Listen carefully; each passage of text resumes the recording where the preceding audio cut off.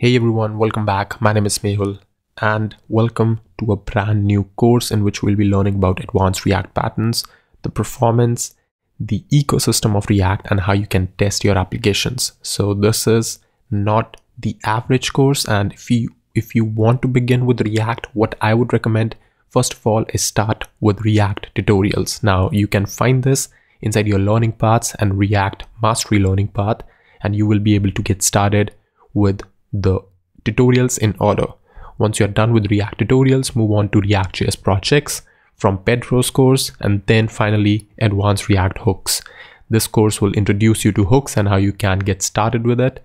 And once you're done, finally come back to this course. So I'm pretty excited to begin this course with you guys. And from the next video onwards, we're going to be seeing some of the advanced patterns in React. So let us go ahead and start the course by creating a button which will help us understand a few concepts. So I'm going to go ahead and create a very simple button right here, which is just going to return us a development which says I am a button, right? And whenever I click on this, we increment a counter. So we can create a counter, or maybe like we can name it counter, set counter real quick with a useState hook and set it to 0, right? And you can set the counter right here. So what you want to do is whenever you click it, you want the set counter to increment the counter. So once we do that, you can go ahead and embed this button, let's say right here. Now we can actually get rid of this whole thing and this thing.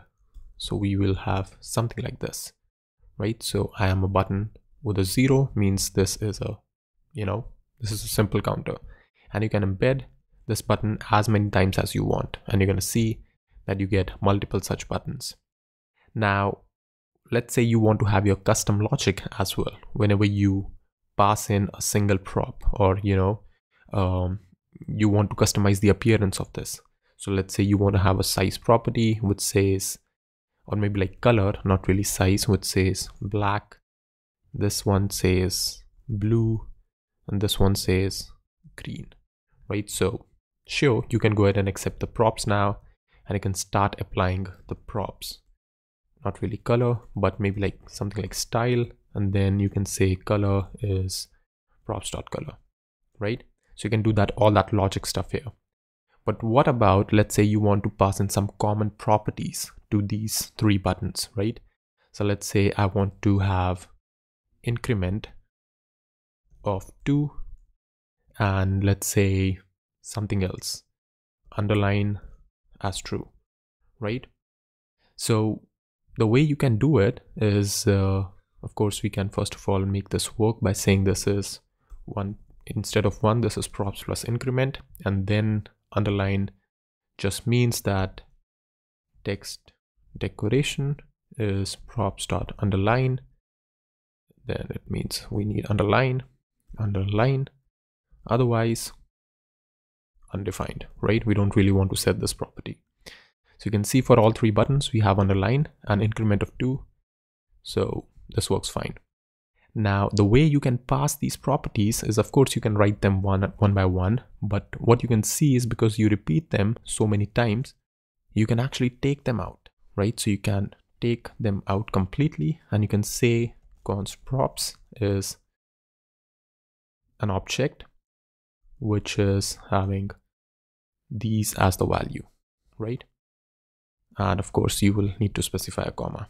Then you can destructure these props like this, and this is equivalent to the thing which we wrote before. And you can see now if I refresh, the effect is still the same. The increment is 2 and the buttons and the text is underlined, right? So the reason it works is because under the hood, what happens is that this JSX code right here, this JSX code gets converted into react.create element calls, right? So your props, the way they are passed is, for example, this button is created something like this, and this second object right here is your props, right? So when you do something like this, you are actually passing these as the props. So if you do let's say prop 1 is 100, this is equivalent of writing button prop1 equal to 100, right? So this is equivalent. So the reason you can destructure this is because, think about it, if you're passing it as a prop, you are actually doing a destructuring of an object here, right? And from ES6 we know that this destructuring will result in a proper object again. So JSX will do a destructuring and it will result in props being passed. Now this follows the object rules again similarly. So if you have something like a color of black here, for example, and if you save this, refresh this, you're going to see this does not affect anything. But if you try to move these props right here from, instead of at the starting to the end, you can see now that all props turn back black, right? And the reason for this is because in JavaScript, you know that if you have an object, something like this, which has a property x1, and if you create an object 2, which has a property x2, but you destructure object, then this destructuring, if this is later, this would rewrite this property, right? So finally, object 2.x is also 1. However, if this is before the initialization of a duplicate property, this one would overwrite any other value, right?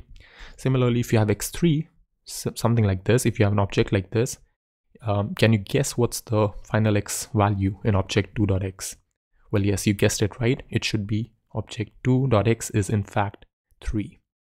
So yeah, this is not so advanced pattern, but I believe you should know about how this works, the destructuring property, because it is useful when you have a lot of properties, first of all, and it is useful when you have a lot of common properties across a lot of components, right? So that's how you can use it. If you have, let's say, bunch of properties, sure, you can have an indentation and everything, but if those bunch of properties are shared with a lot of other components, then it's better to extract them out in a separate object and then use it.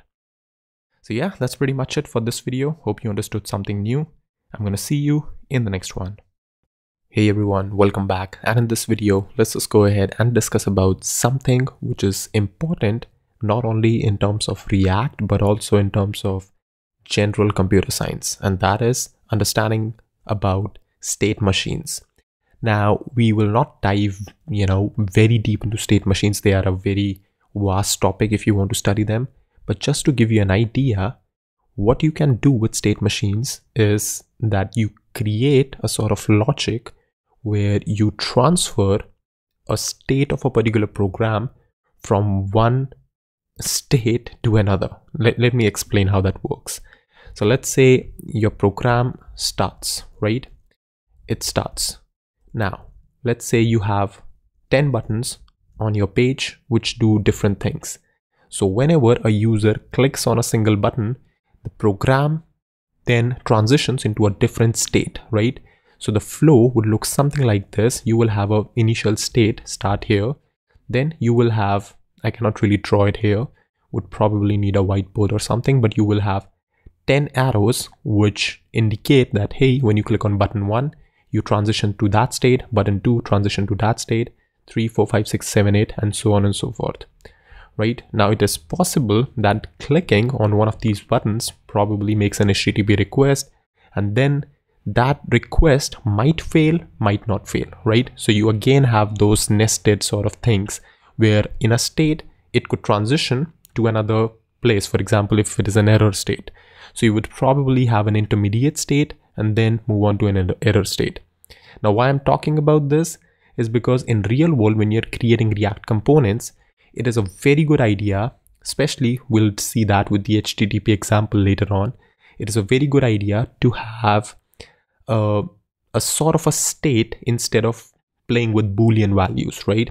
You're going to probably see something like some logic like this in a lot of code bases, right? So they might flip the busy to true if, let's say, you're making an HTTP request, and flip it to false if they're not making, if they're done making an HTTP request. But the thing is, with network request, you can be in a lot of different states, not just making and not making. You might be making, you might have made and failed. You might have a cache hit. So you can be in a lot of states. You might have a successful response, but a wrong sort of format of the response from server. So how do you account for all that stuff? So for this, what you should do probably, we'll take an example of HTTP later on, but for let's say this particular button, the way you do it is like we discussed in advanced React hooks.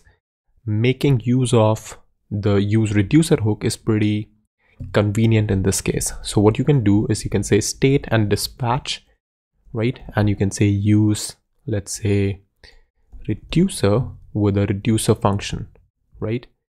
And your initial state could be, we can define that.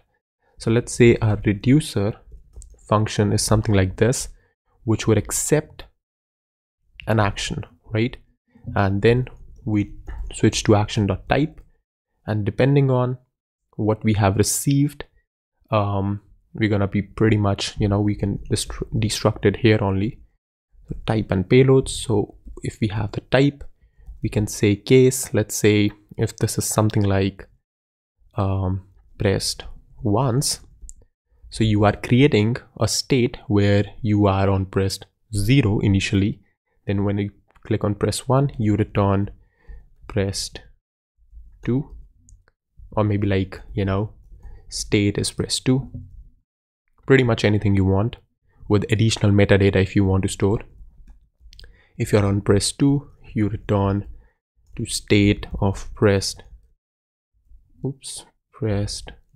3.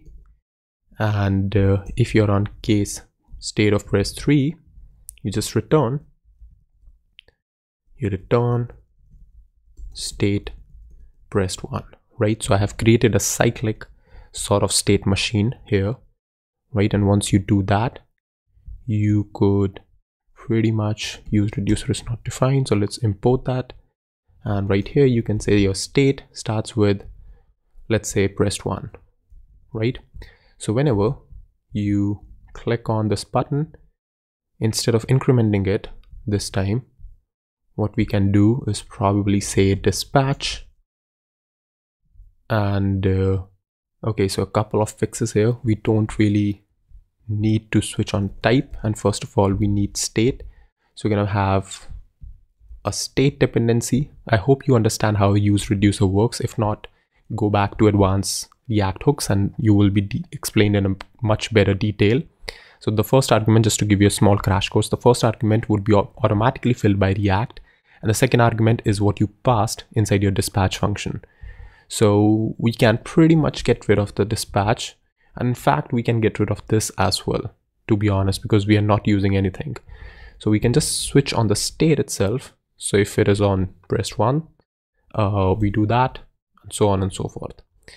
So once we do this, get rid of this, we can probably say something like, or maybe like, you know, we can move this logic of on click inside another div, and inside this div I can say, let's say, the state of the actual thing which we have, right?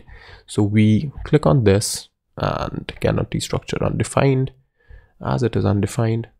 So let's not destructure it at all. So if I click on this, you can see we have created a sort of a state machine, right? So when I click on this, we go to this. When I click on this, we go to this. When I click on this, we go to this. This is extremely powerful concept in terms of, just like I said, if we are working with HTTP information, right? So maybe once we are on, let's say, initial request, I want to switch the state to loading. Once we have made the request, I switch the state to loaded. If that is an error, I switch the state to error. If it is success, I switch the state to success. And depending on how our response looks like or how our state is, we render a different version of component, right? So this is a very basic and simple example of how you can create a cyclic state with use reducer. But in the next video, let's take up an example of an HTTP request to understand this in a much better detail. Hey everyone, welcome back. And in this video, let's just go ahead and take a look at state machines again, but this time with the help of an HTTP request. So what I'm going to do is I'm going to just get rid of this, and I'm going to say current state of the app is, and we can probably just get along with, use state itself if we use just a single string and do not attach any metadata. So I can say state and set state and use state, and let's say idle, right? So we will have, let's see how many states we can have. The first one we'll have is idle. The second one we will have is loading. The third one we'll have is loaded. The fourth one we'll have is error, right? So these 4 states sort of like are okay to begin with. So I'm going to go ahead and say state right here, and we are at idle. If you are using TypeScript, you can pretty much just restrict the value of the state as well, but more on that later on when we are in the TypeScript course. So anyway, you start with an idle state, and you can see that I have a data.json file inside my public folder here. So I can go to /data.json, and I'm going to see that I get this nice little JSON. So let's go ahead and load this. So the way I'm going to do is I'm going to have a use effect right here, and we're going to be covering how we can better do HTTP request inside of the React ecosystem section with React query. But for now, let me just go ahead and use this. So I'm going to say fetch this thing, and we can pretty much just drop that. And then I'm going to say do something, right? So this could be your custom logic. I'm not really going to get into that. But the way you approach this is that the moment you're about to fetch the request is you set the state to loading, right? Now, the moment you do that, your application becomes aware of that, and the HTTP request is sent. Now, once the request is successful, you set the state again to loaded. However, if the request was not successful, you set the state to, I don't know, something like error, right? Which is mentioned here. Now, if you have more than, let's say if you have multiple things to store, you can create an object if you want. That's completely fine. You can also use a use reducer if you want to. That's also fine. But the crux of the thing is now your application is pretty much in a better position to handle a lot of edge cases, right, than before. Because if you just had, state or maybe like loaded and loading, set loading, and then you set it like that, then how do you handle the error things, right? So now you can see if you refresh, and if I go ahead and try to do a little bit of throttling, let's see if that helps. Slow 3G. If I go ahead and refresh this, you could see, well, for a split second, it appears loading and then it appears loaded, right? So if I go ahead and, for example, let's say if I have a button clicked here, right? Or maybe like not in an effect. We don't really want that to happen in an effect. So let's add a function clicked, right? And we do on click this thing, right? So now when you're on idle, when you click on this, well, let's refresh. When you click on this, you see you get a loading for a split second, and once the data is loaded, you get loaded, right? So I'm going to refresh this again just to see how this works. Idle, loading, and loaded. So meanwhile it is loading, for example, you can say if state is equal to loading, you can say return. Now this becomes very convenient, right? Because now you have all sorts of placeholders for your stuff. Now you can also make use of this error state, and the way you will use it is simply by saying if state is equal to error, you can say something like error fetching your request, because it is quite possible that right here you might be, if you're storing this data, the data which you get inside a state variable, you might be using it directly, right? So if you do that, and if the request errors out for some reason, if it is a network error or just not able to fetch it, then you are in trouble because your application will crash and the user will see just a white page. So in order to avoid that, you should have proper error handling. And a good way to do that is to use this sort of concept, which is making state out of your application. So once we have that in place, if I refresh this again, and if I click on this, you can see we get the loading message. And once it is loaded, we get the loaded message. Now I can go ahead and make this data2.json, which is going to fail the request because that file does not exist, data2.json. So if I click on this now, we get a loading message, and looks like we do not get a network request error. So let's just try to simulate one. So the way we can do it is we can try to json.parse this data, right? Because now this will not be able to parse the data, the JSON response. So we can now refresh this, click on this, and you could see that this request, although it succeeds, but because we were not able to parse the data, it fails, and thus we land in the catch region, which sets the request to error fetching your request. Or maybe, you can even go a step beyond this. So you can say try json.parse and then set the state to loading. And if you catch any error in this step, you see it becomes very convenient now to define multiple behaviors once you have state. So you can say JSON error, right? Or request error, or right here you can say network error. So now you can have custom behavior. If you have network error, then error fetching a request. If the state is request error, then you can say something like bad server response, right? So now if you go ahead and refresh this one more time, and the moment it loads, if you try to make an HTTP request in offline mode, if you click, you get an error fetching your request. But if you try to do the same thing inside an online mode, but with a wrong file name, if you click on this, you can see we get bad server response. So having the state mechanism in place will help you a lot, and this is something you should follow as well. It keeps your component logic clean, keeps you sane, instead of, if you just had a loading and set loading Boolean value here, it would not have helped you much. So yeah, that's pretty much it for this video. I'm going to see you in the next one really soon. Hey everyone, welcome back.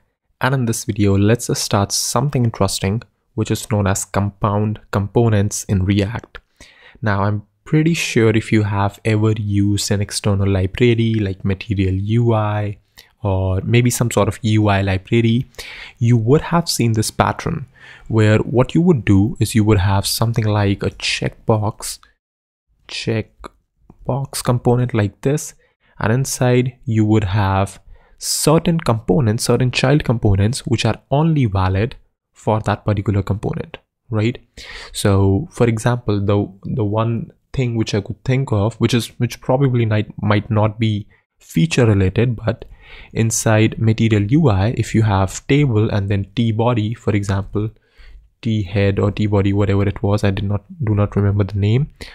So these components are compound components which build on top of each other, right? So let's just go ahead and build a compound component in this one and see how this will all work. So I'm going to create a checkbox component, right, which is going to render a checkbox for us. So what we're going to do is that this checkbox component right here is not going to be a checkbox within itself, but this would be a parent of all the rendering of the checkbox. So let's just go ahead and give it a simple checkbox at the moment. And now what I want to do is, let's say I want to have a label like this which says checkbox label, right? And then I can say something like checkbox input, which would then go ahead and render the checkbox input, right? So the checkbox input component would look something like return input type checkbox, and that's it, as a simple thing, right? And then the label component would look pretty much just like return label, right? For, I don't know, something which we'll figure it out later on. And of course we can have a children here which will be passed, right? So we can have a checkbox right here, and yeah, because we are not really rendering the children, so it does not really happen. So we can just say children right here, right, inside a div probably. So there we go. And of course destructuring it. So there we go. Now you can see that we have a nice checkbox and a nice label, but what's really missing is that we want to link these two components. What I want to happen is that when I click on this label, this checkbox should get checked and vice versa, right? Because in an actual setting, if you have a label and an input field, this would actually happen, right? When you click on this will get checked and then this will get unchecked. So how do you link these components? How do you link a compounded component sort of interface without actually uglifying all this stuff, right? You can go ahead and, you know, just mess around with the order if you want, maybe put a bunch of elements as well in between, we'll see that. But these two at least should be linked. So let's see how we can do that in the next video. All right, so let's just go ahead and try to implement what I was talking about in the last video.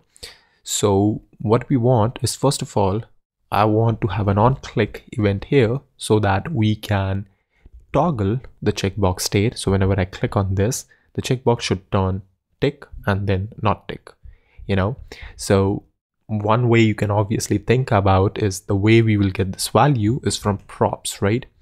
But how do we pass this prop? Because you can see label is a component, and ideally you would think this is how you would do, right? And you are right, this is how you would actually do it in a real world setting. But the problem is, like I said, we don't really want to uglify this experience, because then what's the point of using this whole compounded stuff, right? So the way we want to this happen is that this all should internally share the state, right? And one way to do about that is check out this parent. So both of them have the same parent tag with themselves. So what does that mean? That means that you can share some sort of state in the parent itself. So I'm going to do a couple of things. First of all, I'm going to make this as a controlled component. So I'm going to say checked, set checked as use state, and let's say true. I'm going to say this as checked value as checked. I'm going to say on change event is set checked e.target.checked, right? Not check validity, just checked, right? And let's just go ahead and import use state so that it does not complain that to us. And you can see on change set target e.target.checked, and you can see whenever I click on this, it toggles perfectly fine, just like before. Now what I want is that I want this toggle to appear, because right now if you click on this, nothing is going to happen, and it probably is logging some errors or something, or maybe not. I don't know why, because let's see, dot log toggle. So this is undefined. So yeah, I mean on click gets undefined, so nothing happens. So what we want to do is that we want to introduce this toggle function, and the way we can do it is inside the parent element, just like I said. But the way you do introduce a prop without actually passing inside the declaration of the prop is that you can technically override the props here using something known as react.children. Now react.children is an inbuilt utility from React itself, which would allow you to iterate on every single child inside of the map thing. So what this is, let me just go ahead and write the syntax real quick, and then I can explain you in a much better way. If I go ahead and do log console child and return nothing, if I go ahead and very well, we do not have React as defined. That's a new thing. So if I go ahead and check the log, and you need to pass the children prop, because this is what it will take and iterate over every single one of them. So the moment you do it, you can see that you get two objects like these, and these objects might seem very familiar if you have watched the React Basics course, in which we discuss how fundamentally JSX elements are created. And this is in fact a JSX element, right? You can see it has got the props, it has got the key, it has got ref, it has also got the type, which might look familiar to, the function of that particular element. So there's that. So we can mess around with this, and you can see that if we try to integrate a prop within itself, if we try to add a prop, so I can say child.prop.hello is equal to world, and then we can return child, right? And then we are finally returning this collection of children, so that's perfectly fine. But you see, the moment I do that, you can see we get an error that cannot set property hello of undefined. So that's a different error, but even if you do props right here, you will still get an error which says cannot add property hello, object is not extensible. So the reason it happens is because React internally does not allow you to change props like this, right? Because it might have its own mechanisms of watching and registering some sort of props or whatever it is. But what React allows you to do is clone this element first of all.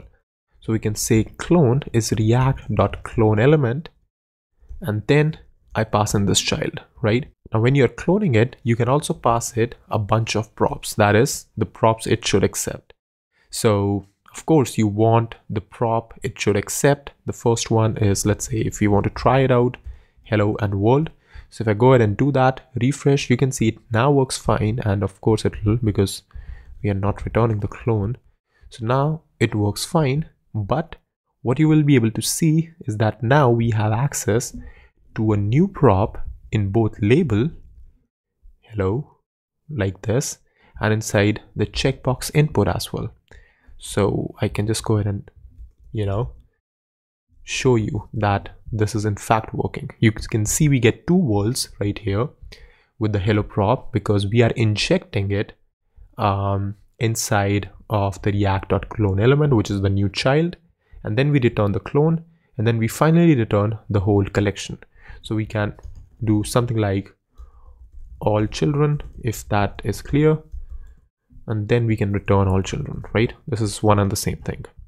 So you map over all the children which are passed, and the reason you need this functionality is because you can have multiple childs as well as single child as well as a child property which is passed. So React takes care of all of that, right? So it abstracts away the logic of iterating over an array or a single JSX element, and you don't really have to worry about that. So you just get a single function which is executed again and again for all the child elements. So the moment you do this, something like this, you can see now you have access to the hello prop, even though you never really passed it like this, right? So even if you try to pass it right now, you're going to see that it does not really work, because you override it internally like this. So we can make use of this to our advantage to a little bit extent, and the way we will do this is we will move this checkbox input state a little bit above, right? So we will add the state right here, and right here we're going to say checked and set checked as the passed values, right? So once we do that, you're going to see that now I can access set and check set like this, get rid of the hello which we had, get rid of this unnamed component, and pretty much this remains the same. The only difference which has now happened is that we also have access to set checked here, which is pretty cool, right? Along with children, obviously, children, right? And now what I can do is inside the toggle state, I can say set checked is state, and I just return the not of that state, right? So I hope you understand what's happening here. If not, we'll just go over through this one more time. So what's happening here is now if I can click on this checkbox label, you can see the toggling still happens. Although these are separate components, right? Still they are sharing, they are able to share the state. So just to go over through what exactly we did, first of all, we created a checkbox component, which is the parent of label and checkbox input. checkbox right here accepted children as the property, which included both of them. We iterated over these children, and for every child, we cloned it first of all and passed in two props, right? The first one is checked, second one is set checked, which is basically the state of the main checkbox thing. The moment we pass these two props to every child, now the checkbox input and the label can access both of them. Well, they also can access the children, and the children property is something like this, right? If you want to make use of it, you can. That gets automatically added when you clone the element, so that's not a problem. So the children property allows you to do something like this. Now, once you have checked and set checked in checkbox, your checkbox input can work fine independently, but you can also get the checked set checked property inside your label and then toggle the state like you want to, right? Like it always have worked. So I hope this makes things a little bit more clear. In the next video, we're going to be building a little bit more on this, try to understand exactly how this will work with, let's say, DOM elements. So yeah, that's pretty much it for this video. I'm going to see you in the next one. Hey everyone, welcome back. And in this video, let's just go ahead and take a look at how you can allow or disallow the use of DOM elements, or let's say any other element as a matter of fact, inside your compound components. So what you can do first of all is you can just go ahead and probably add a line break in order to get them on separate lines, right? Which looks and works perfectly fine. But if you go ahead and take a look under the hood, you're going to be seeing a lot of errors, right? Actually a single error, but it will be a big one. So you see, it says React does not recognize the set checked prop on a DOM element. If you intentionally want to appear in the DOM as a custom attribute, spell it as lowercase instead. So what's happening here? Well, you remember that we are using react.children.map to iterate over every single child, right? So what we are doing here is if you console log the child, you're gonna see that the second child is a BR, right? You can see the type of this child is BR, whereas the type of the rest of them is actually a function, right? Checked and set checked, this is our function, right? Especially again, the type of this is also a function, which is a custom element. So remember, in React, there are a few valid definitions of an element, right? DOM elements, of course, elements, then you have classes, you have functions, you also have null, right? Null is also a valid JSX element. So what you can do is you can filter out, let's say if you do not want to act on the DOM elements, what you can do is you can say if child dot, let's say child dot type, because that is what it is not equal to function, we know that this is not our element, right? To be messed around. So I can just go ahead and return the child instead. We don't really want to act on this one. So the moment I do that, refresh, now you can see we do not have that warning anymore, but we have something else. Set checked is not a function. And of course, this is hugely wrong because this should be type of child.type, right? So now if I refresh this again, you can see it works absolutely fine, but with no warnings in the console. Now, however, this do allow the use of any random DOM element, right? Hello world, right? So it'll also appear. If you want to restrict this, the way you can do it is if type of child is equal to string, then you know that you have got a DOM element. So you can say DOM element right here. And then instead of returning the child, you can throw a new error. You can say DOM element is not allowed inside the checkbox component, right? And just to make this even more helpful, you can go ahead and actually write the type of DOM element found, right? So now if you go ahead and refresh this, close the console, you can go ahead and see that, well, This is again a wrong statement. This should be in fact equal to string. Let's refresh this, and you can now see pdom element is not allowed inside checkbox, right? You can also give it a nice gesture like this, refresh, and you get a p element not allowed inside the DOM, right? Even if you're writing like span or something else, it'll perfectly show you that this is a wrong thing. You're doing a wrong thing. So that's one way to go about. Another way is just pretty much ignore the child itself. If that is a DOM element, you can go ahead and just return null, which will not render anything at all. So you can have all sorts of screaming and everything going on, but React will never show it because that is inside a DOM element. Now, another thing which you can do is you can just white label, or not really white label, just whitelist the components which you want, right? So you can say that if child.type is not equal to label, right, which is our functional component, and the reason you can compare this type directly to a function is because this will also be the same function, right? Because remember, we saw the child.type. If you go ahead and take a look, you know that child.type is in fact a function, and this function is exactly the same function which we talked about. So that is why you can compare them with equality, because they are referentially equal. They point to the same function in the memory, because again, these are outside the component. They are not recreated again and again.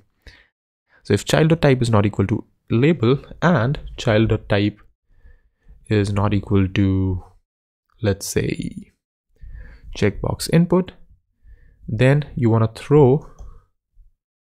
throw new error, no custom element supported, right? And looks like we already have an element which is not really custom, so we can go ahead and remove that. So now you can see that even if you have a custom element, let's say something like this, which just returns a p tag, even if you have something like this, this will also not work. Earlier it would have worked, but now it will throw you the error that no custom element is supported, because you have just white labeled, or not really white label, I keep on saying that, you have just whitelisted the elements which you allow to be used inside your this whole setup, right? And refresh, and it's gone. So yeah, that's pretty much it, how you're gonna create stuff like this. It is pretty interesting to see actually how this all works. And yeah, I mean, there's this one little thing that if you take out this component, let's say if you try to use label without being inside checkbox, then you'll run into some problems, because these things, the set check does not define. If you try to use checkbox input, these two things are not defined, right? So we'll figure out how that will work and how that will happen. But yeah, that's pretty much it for this video. I'm gonna see you in the next one, thinking about how we can fix that particular thing. Hey everyone, welcome back. And in this video, let's just go ahead and take a look at how you can, or you can not allow the user to use the components individually, right? So first things first, you can see that if I'm trying to use this label directly, it kind of works, but the moment I click on this, it will fail because the set check property is not sent, right? And it makes sense because if you're using it without the checkbox right here, nobody really injects the prop, the set checked. Therefore, you cannot really access this prop anyway, right? Because we do not do this right here. But if you're creating, let's say if you're creating a sort of a library or something, this error is not helpful at all, because you most likely will be importing this error, this label component, from some other library. So what you want to do is probably throw in a helper check. You can say if set checked is not defined, that means called directly. So you can say throw new error, label should be called from checkbox component, right? So this will help you fix a little bit of messaging problem here. So now this is much more better in terms of readability, and you can get away with that. Now, there's another thing which you can do. For example, with checkbox input, I'm going to try to take another route. So you can see if I refresh this, it works. But the moment I click on this, it will again fail for the same reason, right? So it might be possible that instead of doing something like this, you might want to, just let this happen. That if you are creating a set checkbox input, it's perfectly fine. You can create it individually, but maybe if you want label, it has to be inside a checkbox. So how can you go about that? Well, it depends on component to component, honestly. So I can just show you the example for this one. But if you want, you can circumvent the measures. And for this case, the way you can do it is you can create an internal state. You can say checked, set checked, and then you can say use state again here and initialize it with whatever that it was passed, right? And then you can say that, hey, whenever this checked prop changes, you set checked the value to checked, right?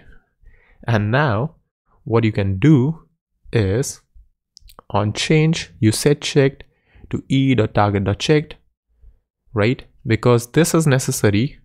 This thing is necessary so that you propagate the correct value to checked at the top of the tree so that label can get the correct value right here. And once that propagation happens, it comes back to here. This checked value gets changed. You change the set checked here. Now this is one way to go about, but here you would see that you are actually going to waste a render. Plus, if set checked is not defined, you're going to be screwed. So what you can do instead is you can go ahead and say that, hey, if set checked is defined, then and then only I want to call this. Otherwise, I would always like to call the internal handler anyway. Checked, right? And I can get rid of this use effect. So now when I do it, I click on this. This will set the variable. This will set the state. And yeah, I mean, you can update it like this and it should work just perfectly fine. One quick problem you're going to see is that you get a warning from React is that you're trying to change an uncontrolled input to controlled. Now the reason for this warning is because when you call it like this, because you're not passing the checked prop, this comes in undefined, right? So use state starts with undefined, your checked prop starts with an undefined value. This means that, well, your property value is in fact undefined. Therefore, this is an uncontrolled component. And the moment you tick it for the first time, it checks it to true and then it becomes controlled. So to fix this, you can force cast this to a Boolean by using double exclamation. And the only thing this will do is that it'll convert this undefined into false, right? If it is like true, then of course it will remain true because you're double negating it. And if it is false, it still will remain false. But this will just convert your undefined into false so that you do not get that warning which you were getting. And of course, I have not saved the file. That is why. And you can see now you can make use of it. One thing you can do is you can say use effect once it's ready.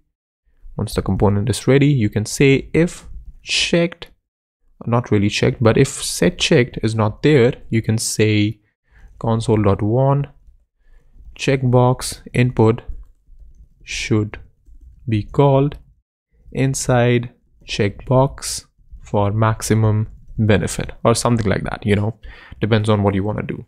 So now you can see you have warning, but not really end of the world, right? You're not really doing an end of the world thing. So yeah, that's pretty much how you're going to work with the components without actually nesting them one another. And this is sort of a pattern, but I would recommend probably like throwing the error because you don't really want to implement custom functionality in every single one of them if they are not present in the correct manner. But this is how you can approach and create a little bit of sort of widgets or UI things and get on with it. So that's all for this video. I'm going to see you in the next one.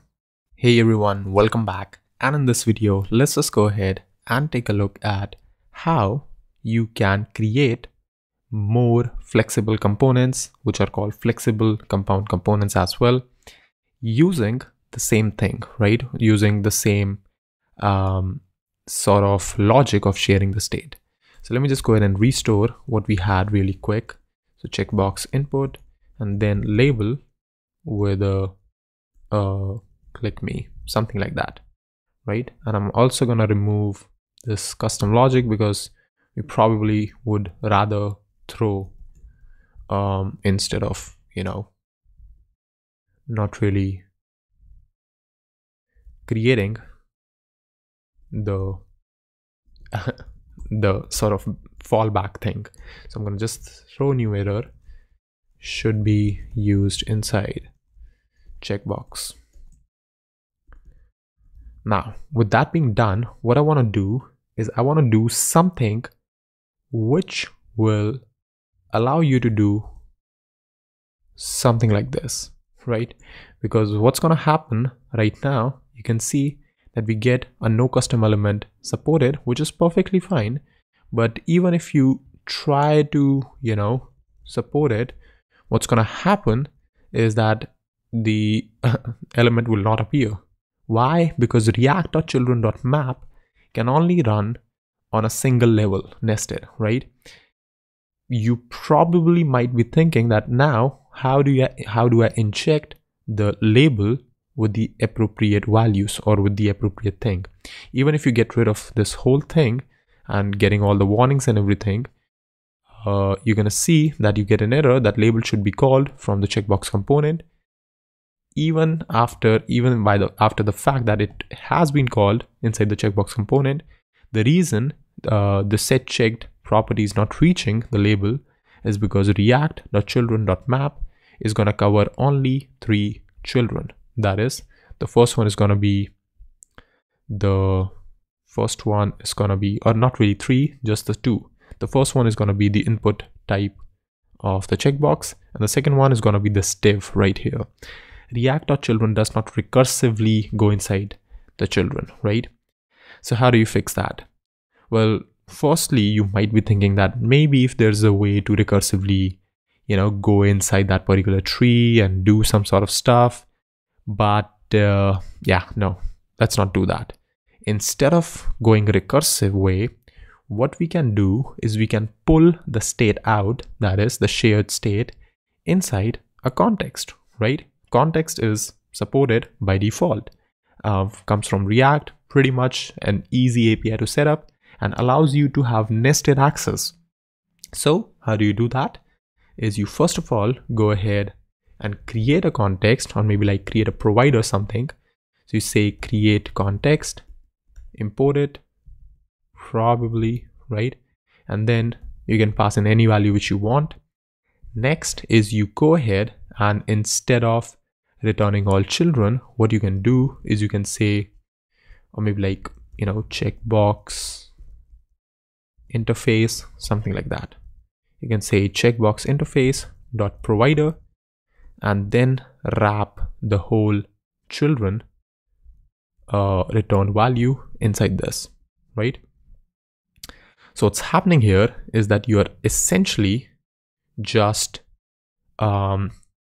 passing or just covering this all children into a provider, which is a context provider. Now, what you can do is you can pretty much get rid of this whole thing. Let me just tell you why.